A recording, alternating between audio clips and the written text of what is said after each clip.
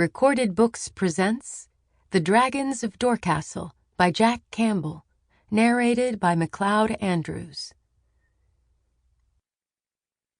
Chapter 1. The heat, the dust, the mountains rising ahead were all false, as much illusion as the mirages wavering with the fake promise of water.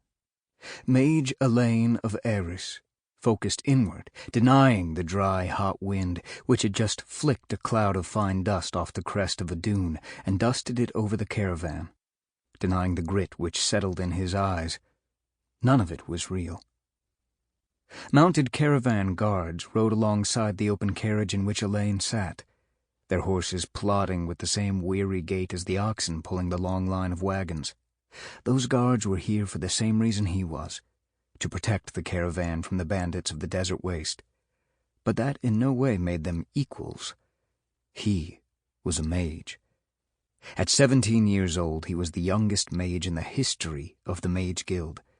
But to the common people in the caravan and among the guards, Elaine's age did not matter. They did not matter either, Elaine reminded himself. Those other people, like the desert about him, like the carriage in which he rode, were all illusions, mere shadows created by his own mind. Only he was real. 10 years of harsh schooling in the Mage Guild had taught him that he was always alone, no matter how many shadows his mind imagined seeing. Alone.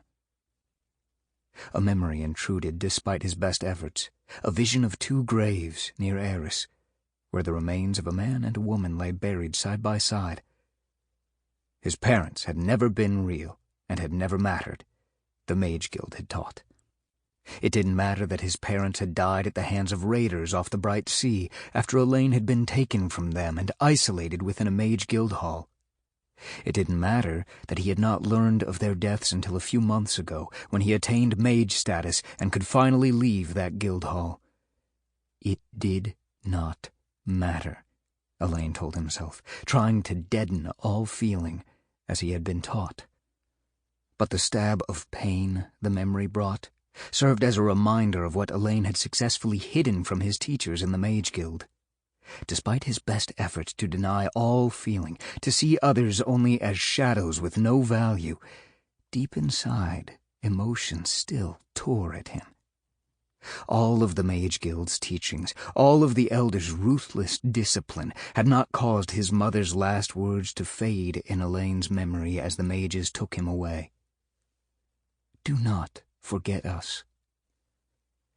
At least there were no other mages here to detect Elaine's failure, to constantly watch him for signs of weakness. There should have been, though. This was his first assignment since earning his status as a mage. He did not know why he had been sent to protect the caravan alone. Normally 2 mages would have been assigned as some insurance against failure, and even though the Mage Guild saw everything as illusion, the elders had always shown a fondness for gold, real or not. The protection of 2 mages cost the common folk twice what 1 mage would. Elaine peered ahead, where the track the caravan had been following for days wound up out of the wastelands and curved toward a pass surrounded by rugged hills.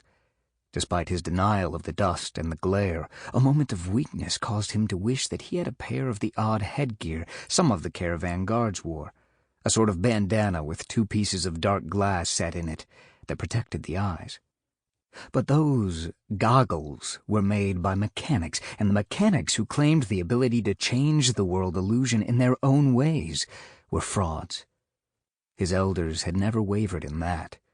Common folk might be fooled into using and paying for the strange gadgets of the mechanics, but no mage would be taken in by their hoaxes. The goggles could not actually work, and as a mage, Elaine could not touch them. Perhaps the pass would finally bring them out of the blazing desert, or at least provide momentary shade as they passed between the higher ground on either side. Between the glare of the sun hammering down from above and the reflected heat from the ground below, Elaine felt like a loaf of bread being baked in an oven. It might be just an illusion, but it was a very warm illusion. Regardless, he had to take no apparent notice of the heat. He had to maintain at all times the stoic indifference of a mage. Sample complete. Ready to continue?